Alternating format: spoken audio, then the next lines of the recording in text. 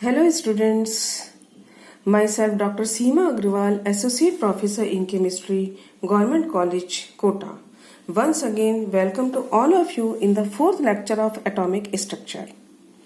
बच्चों, इससे पहले हम एटॉमिक स्ट्रक्चर के 3 लेक्चर कर चुके हैं और उसमें मैं आपको बता चुकी हूँ कि जो एटम का जो बोर मॉडल था उसको डी ब्रॉगली की जब से वेव थ्योरी अप्लाई हुई है, जब से वेव थ्योरी की डिस्कवरी हुई, इस एटॉमिक स्ट्रक्चर को डिस्कार्ड कर दिया गया।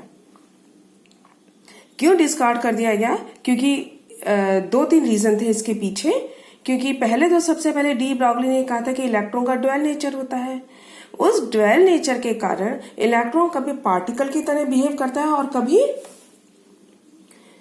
वेव की तरह बिहेव करता है।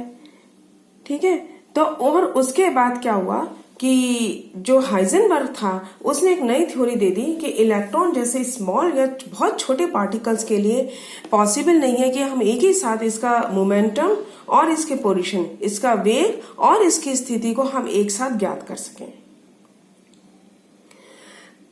और जब हम इलेक्ट्रॉन का वेग और स्थिति एक साथ ज्ञात नहीं कर सकते तो हम ये कैसे कह सकते हैं कि इलेक्ट्रॉन नाभिक के चारों तरफ फिक्स एनर्जी के, या जिसको आप स्टेशनरी ऑर्बिट कहते हो, उसमें चक्कर लगाता है। ठीक है, तो जो उसने कहा था ऑर्बिट, जिसको कहा था कि इसके चारों ओर निश्चित ऊर्जा के उसमें चक्कर लगाता है, वो थ्योरी भी डिस्कार्ड हो गई। ठीक है, तो उसके बाद फिर आया ऑर्बिटल का कंसेप्ट ऑफ ऑर्बिटल्स। ठीक है, तो according to wave theory the exact location of an electron in an atom can not be specified. One can only describe a region in space in which an electron is most probably found. This region is referred as electronic cloud which exists around the nucleus. Wave theory के according, क्योंकि हम electron की location को space में एकदम से specify नहीं कर सकते, हम सिर्फ एक रीजन बता सकते हैं स्पेस में जहां की इलेक्ट्रॉन के पाए जाने की संभावना सबसे ज्यादा होती है। और वो स्थान स्पेस में जहां पे कि इलेक्ट्रॉन के पाए जाने की संभावना सबसे ज्यादा होती है या डेंसिटी सबसे ज्यादा होती है इलेक्ट्रॉन की, वो कहलाता है आपका इलेक्ट्रॉनिक क्लाउड।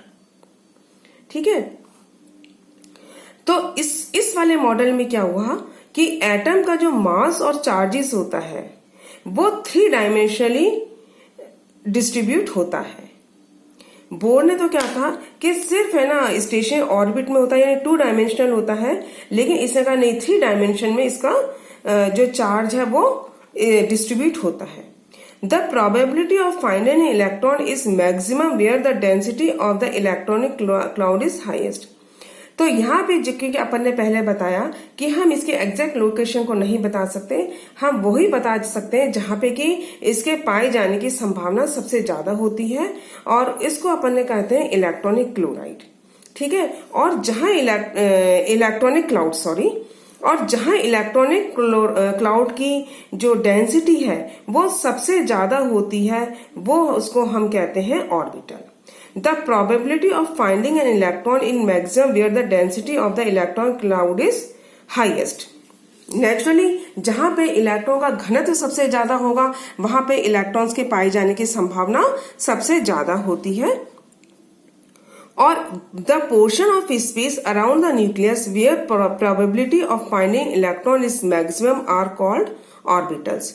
स्पेस में वो स्थान जहां पे कि इलेक्ट्रॉन्स के पाए जाने की संभावना सबसे ज्यादा होती है वो अपन क्या कहते हैं, उसको ऑर्बिटल्स कहते हैं। ठीक है, ऑर्बिटल्स कहते हैं, जिसको कि बोर ने क्या कहा था कि नहीं, न्यूक्लियस के चारों तरफ फिक्स एनर्जी के कक्षक में ये चक्कर लगाते हैं। तो इसको यदि मैं एक बार वापस से हिंदी में भी आपको बता देती हूँ, क्योंकि आप लोगों में से बहुत सारे बच्चे हिंदी मीडियम के भी हैं। हाइजेनबर्ग के अनिश्चितता के सिद्धांत के अनुसार किसी इलेक्ट्रॉन के लिए यह ज्ञात करना तो संभव नहीं है कि किसी क्षण उसकी स्थिति और वेग क्या है। ठीक है, क्यों? क्योंकि हम यदि एक को ज्ञात करते हैं, जैसे कि अपन ने हाइजेनबर्ग का अनिश्चितता का सिद्धांत पढ़ा था कि इलेक्ट्रॉन की स्थिति और इसके वेग को एक साथ ज्ञात करना संभव नहीं है। इसके लिए अपन ने इक्वेशन भी निकाली थी और इस इक्वेशन के अकॉर्डिंग मैंने आपको एक्सप्लेन करके बताया था कि यदि हम स्थिति को ठीक ठाक से ज्ञात करने की कोशिश करेंगे तो उसके वेग में अनिश्चितता आ जाएगी, और यदि वेग को ठीक ठाक ज्ञात करने की कोशिश करेंगे तो उसकी स्थिति में अनिश्चितता आ जाएगी। तो इसलिए दोनों चीजों को ज्ञात करना संभव नहीं है। ठीक है, तो हाइजेनबर्ग के अनिश्चितता के सिद्धांत के अनुसार किसी इलेक्ट्रॉन के लिए ज्ञात करना तो संभव नहीं है कि किसी क्षण उसकी स्थिति व वेग क्या होगा, लेकिन यह ज्ञात किया जा सकता है कि किसी परमाणु के नाभिक के चारों ओर के त्रिविमीय आकाश यानी स्पेस के लिए किसी क्षेत्र में इलेक्ट्रॉन के पाए जाने की संभावना कितनी है। और ये जो पाए जाने की संभावना है इसको अपन क्या कहते हैं? प्रायिकता, जिसको अभी मैंने आपको अंग्रेजी में बताया है प्रोबेबिलिटी। नाभिक के चारों ओर के उस त्रिविमीय आकाश को, कौन से आकाश को? जहां पे कि इलेक्ट्रॉन्स के पाए जाने की संभावना सबसे ज्यादा होती है, उसे हम क्या कहते हैं? कक्षक कहते हैं। ठीक है बच्चों, तो बोर का जो मॉडल था कि फिक्स्ड एनर्जी के होते हैं, उसे इसको डिस्कार्ड कर दिया। तो अब अपन क्या कह सकते हैं? यहां पे अपन ने इसको क्या कहा है? ऑर्बिटल का है। वहां उसको वो क्या कहता है? ऑर्बिट। ऑर्बिट और ऑर्बिटल, कक्ष और कक्षक। बोर कहता है कक्ष में चक्कर लगाते हैं, वेव थ्योरी ये कहती है नहीं, कक्षक होते हैं। इनमें अंतर क्या है? अंतर तो अपन ये कह सकते हैं कि जो ऑर्बिटल है वो तो क्या है? वेव मैकेनिक्स के अकॉर्डिंग है, और जो ऑर्बिट या कक्ष है वो किसके अकॉर्डिंग है? बोर के कंसेप्ट के अकॉर्डिंग है। ठीक है, तो बोर के अकॉर्डिंग यदि कक्ष या ऑर्बिट है तो वो क्या है? 2 डायमेंशनल है, और वेव मैकेनिक्स के अकॉर्डिंग क्या है? ऑर्बिटल है जो कि 3 डायमेंशनल है, यानी नाभिक के चारों ओर का वह क्षेत्र जहां पे इलेक्ट्रॉन के पाए जाने की संभावना सबसे ज्यादा होती है। ठीक है, अब हम क्या कहेंगे कि हाइड्रोजन परमाणु में क्या होता है? सिर्फ एक इलेक्ट्रॉन होता है, और इसके नाभिक के चारों ओर इसके पाए जाने की संभावना होती है। तो आप ये अपन इसको बता सकते हैं। पहले जो बोर का मॉडल था, बोर का मॉडल तो क्या कहता है? यदि ये न्यूक्लियस है तो इसके चारों ओर ये तो स्थान खाली और यहाँ पे इलेक्ट्रॉन्स होता है। इसको इलेक्ट्रॉन और न्यूक्लियस के बीच की दूरी को इसने क्या बताया था? रेडियस बताया था। नहीं, लेकिन अब जो नया कंसेप्ट है वो क्या कहता है? वो ये कहता है, मान लीजिए ये तो आपका क्या है? न्यूक्लियस। ठीक है, और इसके चारों तरफ का वो क्षेत्र जहां पे इलेक्ट्रॉन के पाए जाने की संभावना ज्यादा होती है। यहाँ पे क्या है? वो क्या अपन क्या कहते हैं? इलेक्ट्रॉन का घनत्व।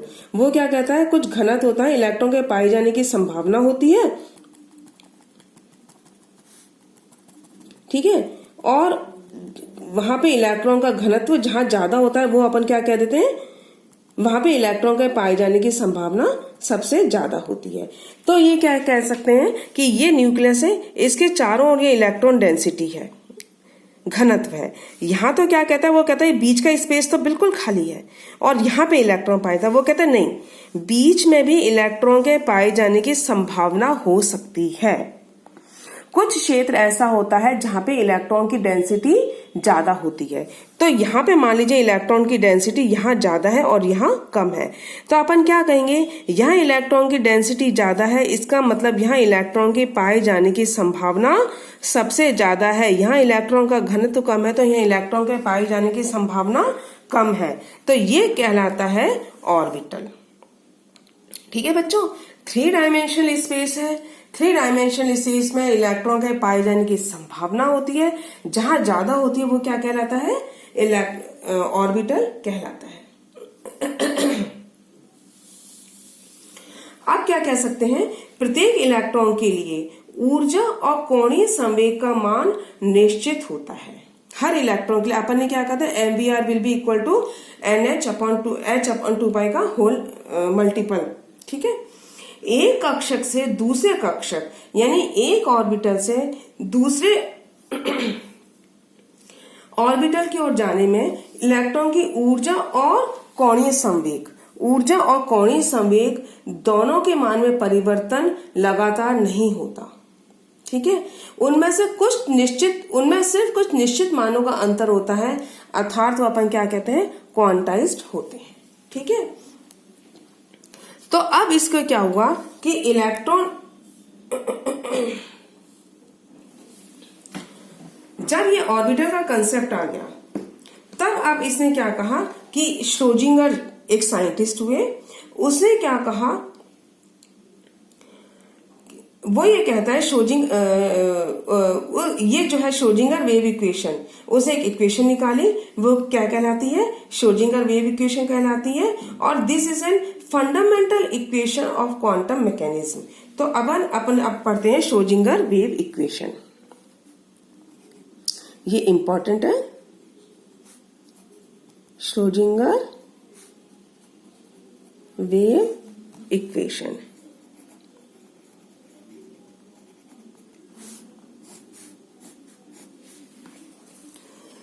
This is an fundamental equation of quantum mechanics. Quantum mechanics के लिए ये एक फंडामेंटल इक्वेशन है।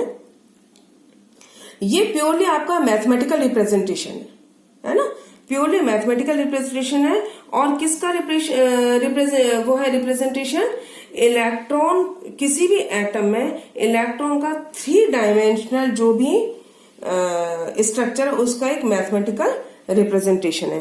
तो आप क्या कह सकते हैं, it is an purely mathematical representation, mathematical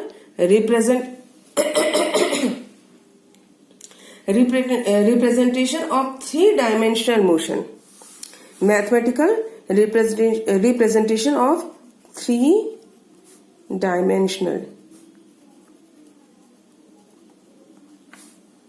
motion of an electron in the atom। तो श्रोडिंगर ने क्या करा, एक वेव इक्वेशन दी, ठीक है। और हम इस इक्वेशन की सहायता से क्या है, इलेक्ट्रॉन की जो एनर्जी लेवल्स हैं उनको कैलकुलेट कर सकते हैं।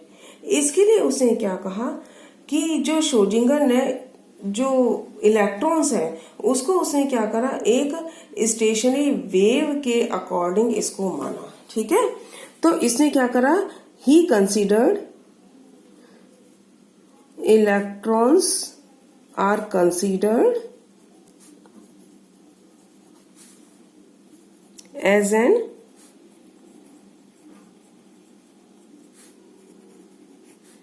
Stationery wave around the nucleus. ये प्योरली क्या है, एक हाइपोथेसिस है। तो किसके वेव किसके अकॉर्डिंग चारों तरफ है, अराउंड द न्यूक्लियस, ठीक है। और उसने एक नई इक्वेशन निकाली, उसने क्या इक्वेशन निकाली, स्टेशनरी वेव और डी ब्रॉगली इक्वेशन, इन दोनों को आपस में मर्ज कर दिया, ठीक है। तो अपन क्या कर रहे हैं कि अपन जो इसको वेव नेचर मान रहे हैं, वेव नेचर ड्वेल नेचर माना था डी ब्रॉगली ने, तो डी ब्रॉगली की जो इक्वेशन थी वो, प्लस इसने इसको किसको, इलेक्ट्रॉन को कैसे माना, स्टेशनरी वेव मानी, इन दोनों को आपस में मर्ज कर दिया। तो देखिए कैसे निकाली। अब अपन इसके यदि इक्वेशन निकालें तो क्योंकि इसने इसको क्या माना है, स्टेशनरी वेव माना है, इसलिए अपन कह सकते हैं इक्वेशन ऑफ स्टेशनरी वेव वो क्या होती है, del square psi plus 4 pi square upon lambda square into psi is equal to 0। ये इसने क्या निकाली, एक स्टेशनरी वेव की इक्वेशन है जो कि उसने माना, ठीक है। ठीक है। अब यहाँ पे डेल स्क्वायर क्या है, डेल स्क्वायर आपका लैप्लेसियन ऑपरेटर, ठीक है। ये मैं अभी आपको बाद में एक एक चीज का बताऊंगी क्या होता है। Del square will be equal to lambda upon lambda x square, del upon del x square plus del square upon del y square plus del upon del z square. 3 dimensional इसने इक्वेशन एक निकाली है, ठीक है। इसने क्या कहा, stationary wave की इक्वेशन बता दी। उसमें ये जो आपका ये आपका है शाई स्क्वायर, डेल स्क्वायर क्या है आपका, एक लैप्लेसियन ऑपरेटर है, ये इसके बराबर होता है, ठीक है।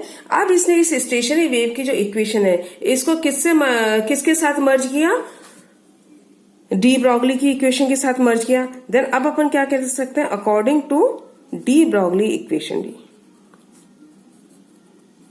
डी ब्रॉगली की इक्वेशन के according lambda is equal to h upon m b, ठीक है। ये अपन डी ब्रॉगली की इक्वेशन बार बार पढ़ते हुए आ रहे हैं, ठीक है। अब अपन सबसे पहले क्या करते हैं, इस लैम्डा की वैल्यू को इसके अंदर रख देते हैं।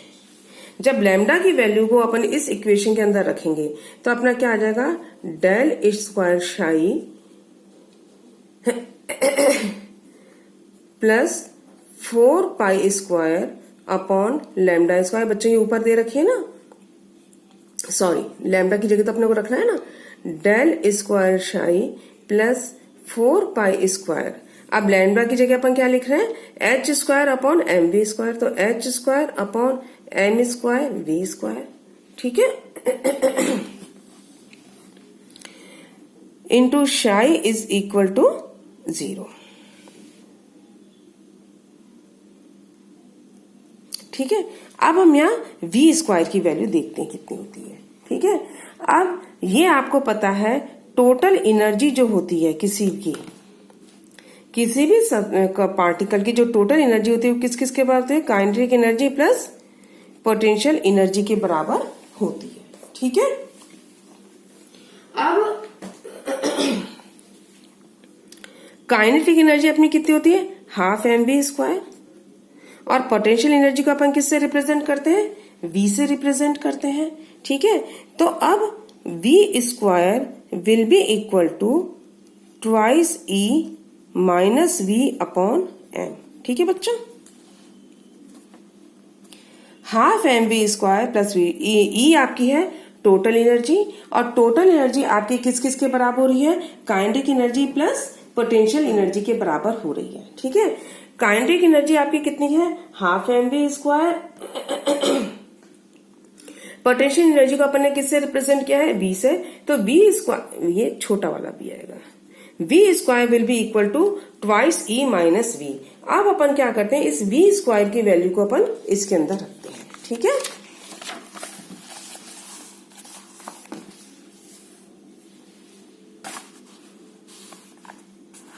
यानी कि हमारी इक्वेशन क्या थी अभी तक, del square psi plus 4 pi square upon h square, ये थी अपनी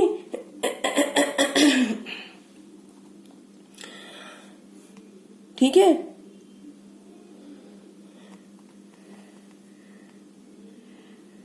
four pi square upon h square into M square, ठीक है, into psi is equal to 0, ये थी अपनी।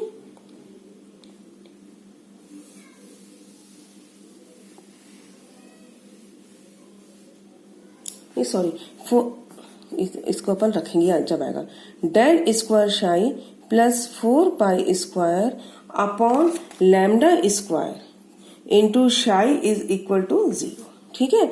यहां पे अपन ने क्या करा था, इसकी वैल्यू रख दी थी, तो del square plus 4 pi square upon h square into M square we square into psi is equal to 0। अब अपने को क्या करना है, इसमें v स्क्वायर की वैल्यू रखनी है, तो v स्क्वायर की वैल्यू अपन ने अभी निकाली है, twice e minus v upon m, ये अपन ने निकाली है। अब इस v स्क्वायर की वैल्यू अपन इसमें रख देते हैं, तो ये आ जाएगा अपने पास del square plus 4 pi square upon lambda square into M square. अब v स्क्वायर की जगह अपन क्या लिख लेंगे, twice e minus v upon m into psi is equal to 0, ठीक है। अपन ने कुछ नहीं करा है, अपन ने सिर्फ जो स्टेशनरी वेव की इक्वेशन थी और जो डी ब्रॉगली की इक्वेशन थी, इनको आपस में मर्ज करा।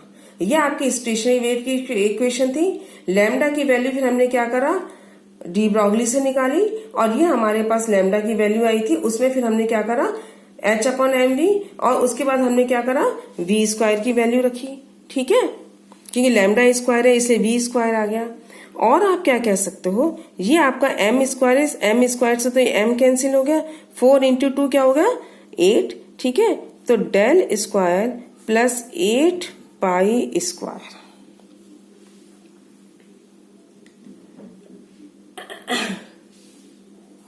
अपॉन h स्क्वायर, ठीक है, इंटू m, क्योंकि ये m स्क्वायर था, इस m स्क्वायर से m कटा, ठीक है, इंटू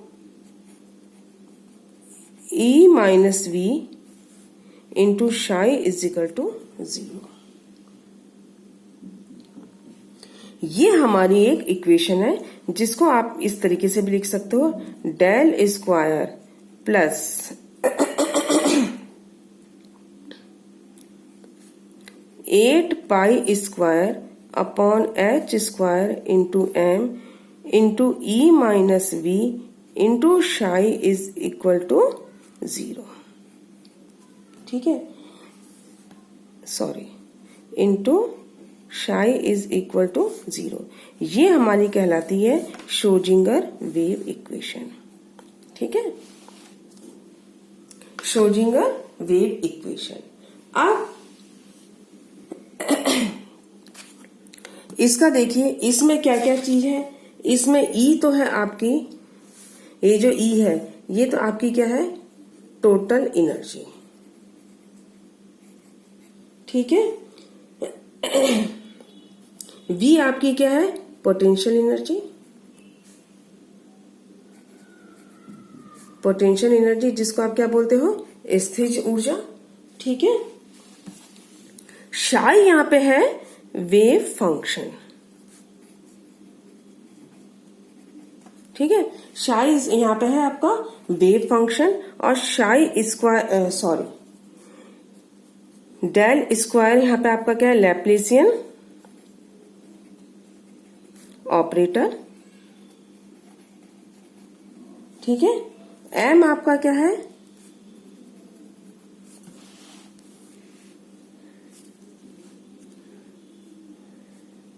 मास ऑफ इलेक्ट्रॉन। ठीक है, ये मास ऑफ इलेक्ट्रॉन, ये आपको पता है कितना होता है, 9.1 इंटू 10⁻⁻13 किलोग्राम। ठीक है, और h यहाँ पे क्या है आपका, प्लैंक्स कांस्टेंट। कितनी होती है इसकी वैल्यू, 6.62 इंटू 10⁻⁻34। ठीक है, तो ये है आपकी श्रोडिंगर इक्वेशन। श्रोडिंगर इक्वेशन क्या है, श्रोडिंगर इक्वेशन ने, श्रोडिंगर ने क्या करा कि एक मैथमेटिकल या इक्वेशन निकाली जो कि इलेक्ट्रॉन की जो पूरा का पूरा जो इलेक्ट्रॉन का जो मोशन है एटम में, 3 डायमेंशनल जो स्पेस में है ना, 3 स्पेस में, या ये कह सकते हैं 3 डायमेंशनल मोशन जो होता है इलेक्ट्रॉन का किसी भी एटम में, उसको उसने एक्सप्लेन करने के लिए इक्वेशन निकाली। ये equation del square plus 8 pi square upon h square into m into e minus v into psi is equal to 0। इसको कई जगह ऐसा भी लिखा था, del square is equal to minus. Naturally जब ये सारी इक्वेशन यहाँ आएगी तो माइनस में हो जाएगी। तो ये पूरा का पूरा इसने एक इक्वेशन निकाली थी। इसको अपन ने, और इसमें शाई ये मैंने आपको बता चुकी हूँ, इसमें जो इसमें डिफरेंट टर्म्स आ रही हैं वो बता चुकी हूँ। अब इसको अपन देखेंगे, इसको अपन कैसे अप्लाई आगे कर सकते हैं नेक्स्ट टर्म पे। ठीक है, टिल देन गुड बाय।